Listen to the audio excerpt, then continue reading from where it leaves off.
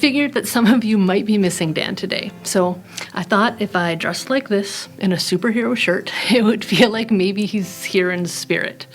But I truly also am a big fan of action-packed movies, and I love all of the different superhero universes.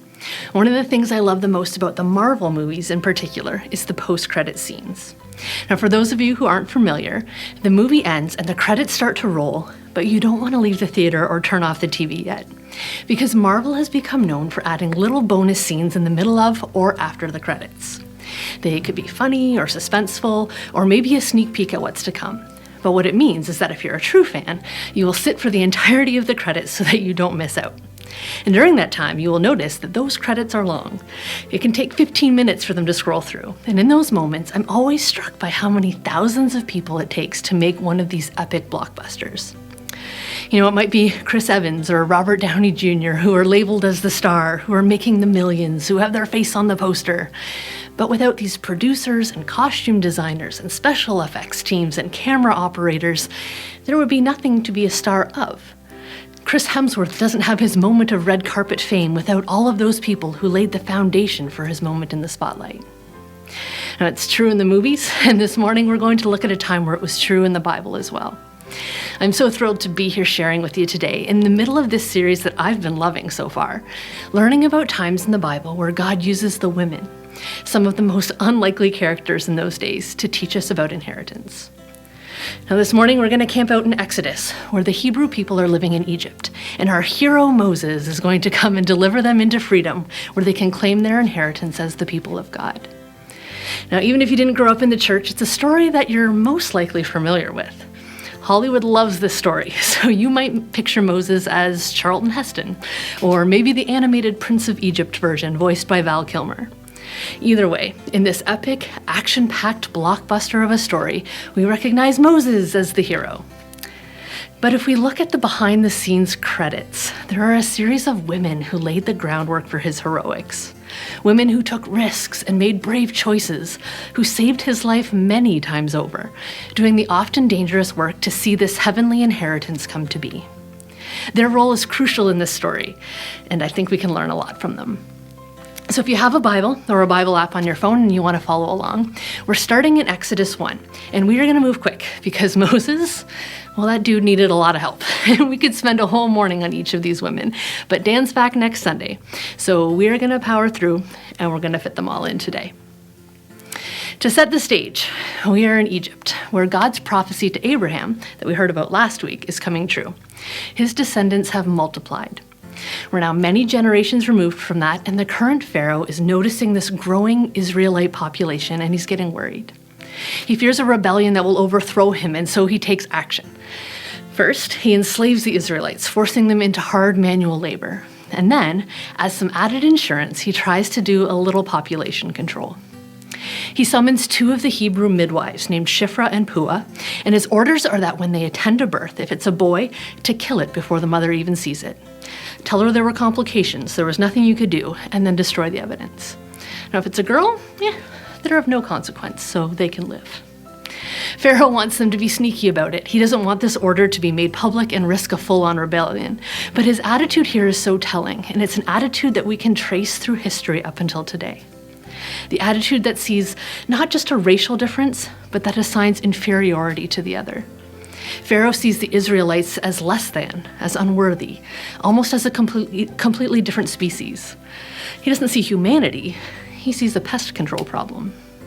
And as Shiphrah and Puah stand there listening to these dehumanizing and horrifying orders, he expects their blind and unquestioning obedience. Because after all, they're just a couple of women, and they're no real threat to him. But these two women walk out of that palace, conveyed their news to the rest of the midwives, and then they said no. These are his orders, but we will not follow them. We will not determine which life is worth saving based on gender. So they continue to deliver babies. And with each boy saved, another living example of Abraham's inheritance comes to be. And when Pharaoh noticed no decrease in the male population, he called Shiphrah and Puah back to demand answers. And I love what they say in verse 19.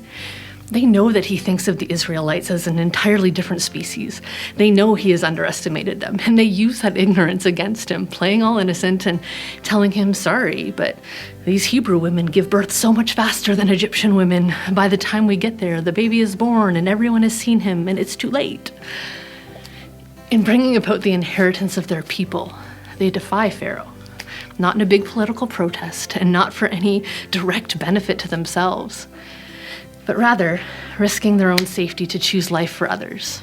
They do their job. They do what's right, even when they're instructed to do otherwise. Now, in response to this, in verse 22, Pharaoh decides to go public, issuing an order for the death of every Hebrew boy under the age of 2. Again, daughters are safe, because what trouble could daughters cause? And it's into this charged and dangerous political scene that we meet Jochebed in Exodus chapter 2. She's expecting her 3rd child, wondering about the death sentence that comes if it's a boy. And it turns out, yes, it is a son. And this is where we first meet baby Moses. Jochebed decides that she will not give her son over to death willingly, and so she hides him. And the Bible story takes a narrow focus on this one family here, but I have to imagine that she wasn't the only one in this position, a mother doing everything in her power to save her son. We don't hear about the countless other women, the other desperate plans for survival, and it leaves me wondering how many were successful. Because all we learn about here is Jochebed's plan. Because at 3 months, Moses was too loud and too difficult to conceal, so she takes a woven basket and lines it with pitch to make it waterproof. She wrapped up her precious baby, set him inside, and puts him in the river. Now, the Sunday school version of this story always painted such a gentle and adorable image. A sweet sleeping baby floating down what looked like a tiny stream. But as an adult, I have some serious questions, like, what's her end game here? Because babies, in my limited experience, are rarely quiet when you need them to be, and this was the Nile River. Large, fast-moving, and home to many a crocodile. And so if this was a plan to save his life, where was she hoping he was floating to? Even if he washed up on a shore miles away from the dangers of Egypt, 3-month-old babies aren't really known for their ability to hunt, gather, or build shelter. It would be like dropping a baby in the Niagara River without taking into account the sudden drop at the end. And this is why I personally don't think his destination was accidental.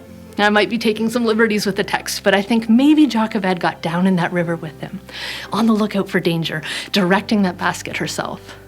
I think she might have scouted out his best chance for survival ahead of time, looking for the one person who could care for him and ensure that his life would be saved. And despite the labels that Pharaoh was putting on their race, despite the narrative that said these boys are expendable, Jochebed was a woman who said no.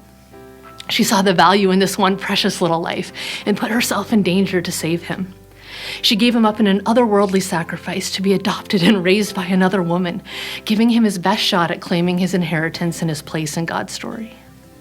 And which lives are we told don't matter today? This racism and classism is still our story in 2021. There are over 650 people experiencing homelessness here in Niagara. LGBTQ plus teenagers commit suicide at a rate 4 times higher than their peers. Women and girls face exponentially higher rates of assault and abuse compared to men, and the list goes on. Will we be the Jochebeds to see the intrinsic value in each and every life, to wade into the danger, sacrificing our comfort to see them claim their inheritance as children of God? Now in verse 5, we see that Moses is washed up on shore to be discovered by Pharaoh's daughter. And much like Noah's wife from 2 weeks ago, the Bible doesn't tell us her name. But other ancient writings suggest her name was Bithia, so we're going to roll with that today. Filling in the blanks of her story leaves me with another set of questions. Like, how much did Bithia know about the Hebrews' lives in slavery? How much did she know about the orders to kill their sons? Was she sheltered in the palace, indoctrinated with a shiny version of the situation, convinced that the worst of it was just rumors, or that the Hebrews really did deserve it, so that she was able to comfortably live her life of privilege without questioning too much? If my imagination is anywhere in the realm of reality, I wonder if Jochebed watched Bithia from a distance before entrusting her with Moses. And if so, what did she see? What made her trust her greatest sacrifice to the daughter of the one who had ordered her son's death? Now, part of me wonders if in her time spent by the river, Bithia had her eyes opened. Were there other babies before Moses, ones whose cries had already been silenced? Perhaps she started coming to grips with her privilege when she saw the consequences firsthand. And how many of us can relate to Bithia?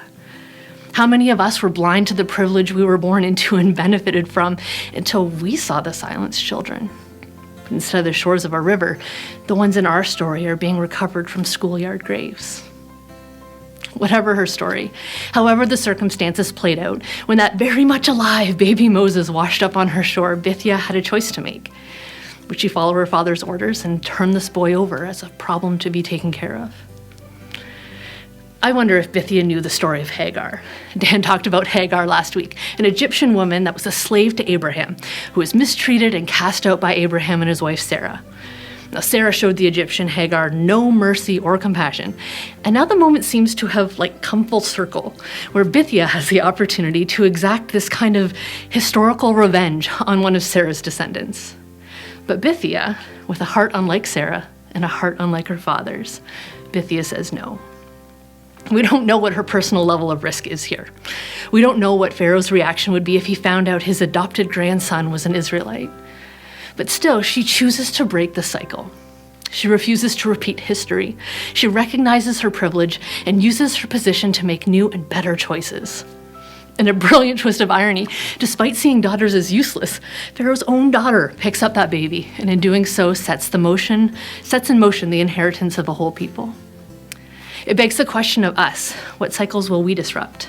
What systems of privilege do we benefit from, and yet must do the hard work to oppose for the sake of those whose lives are at stake? Now, this is playing out. We meet our next rescuer in verse 7. Jochebed had left her daughter Miriam, Moses' sister, to keep an eye on the situation from a distance. Miriam, who is just a girl herself, sees Bithia lift Moses from the water, and she springs into action. She immediately emerges, presents herself before royalty, and offers to go retrieve someone who can nurse this baby. Miriam, who has a heartbroken and grieving Hebrew mother at home, and who sees her brother's new adoptive Egyptian mother at a bit of a loss in what to do next, she steps in and builds a bridge. She brokers a relationship and sets in motion a powerful connection. Amidst the national crisis that includes slavery and genocide, it's this young girl who spans the divide. Miriam brings them together, making introductions and initiating this unique agreement, where Jochebed takes Moses home to nurse him for 2 years, and Bithia pays her to do so. And I love that part, because Jochebed likely would have done it for free. Or Bithia could have ordered her to do it. But instead, she again recognized her own privilege and compensates Jochebed well for the service she's providing. Over the next 2 years, I like to imagine that Bithia is a hands-on mom, coming to visit Jochebed's home, learning about her new son's culture, his traditions, learning the truth about these people her father despises, rewriting the narrative in her mind. As Moses was lifted out of that river, Miriam could have seen that he was alive and safe, and then returned home to grieve with her family over giving him up. But Miriam said no. Her creativity and boldness built a bridge, and it reminds me that in the toughest, most impossible situations where the divide is too great and when we feel like we've tried everything and no one has answers, maybe we need to look to our young people. Their outside-of-the-box thinking may disrupt the way we've always done things, challenge our assumptions, and may suggest new outlooks on the way that the world could be. But since this faith is their inheritance, listening to their perspective can be life-changing for all of us. Now, Moses grows up with the influence of these two mothers, one Hebrew, one Egyptian, and his brave leader of a sister. And it's clear that they have instilled in him a sense of justice and identity, because when he grows up, he's infuriated by the treatment of his people. In verse 11, we see him actually kill an Egyptian who was beating an Israelite. So after this, Moses has to flee for his life into the desert, where he eventually meets and marries his wife, Zipporah. She's a Midianite shepherdess, she's a daughter of a priest, and she ends up becoming a wife and a mother as well. You can read about his time in Midian at the end of Exodus 2 and the beginning of chapter 3, but eventually God calls Moses, via that whole burning bush situation, to pack up his family and head back to liberate the Israelites from Egypt. And on their journey back, there's this tiny and very bizarre story that is thrown in about Zipporah in Exodus 3:24-26. It says, one night, God tried to kill Moses, but Zipporah wakes up, circumcises her son, takes that piece of skin, touches it to Moses, and the whole conflict is resolved. The whole incident plays out in 3 verses, and I don't think I'm alone in having a ton of questions when I read them. Why did God turn murderous towards the guy he just gave this important mission to?